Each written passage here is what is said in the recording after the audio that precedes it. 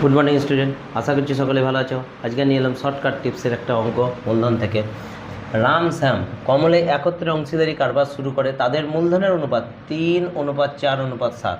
তাদের বার্ষিক লাভ 21,000 টাকা হয়। তবে কমলের লভ্যাংশ কত? টিসি এক্সাম 2007 সালে পড়ছে।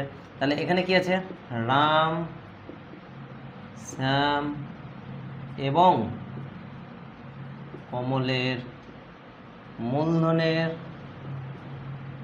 অনুপাত হচ্ছে 3:4:7। কমলের লভ্যাংশের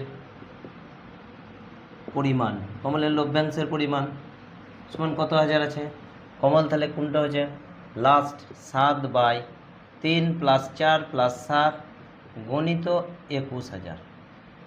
তাহলে 7 7 আর 4 11, 12 13 14, 7/14 গণিত 21,000।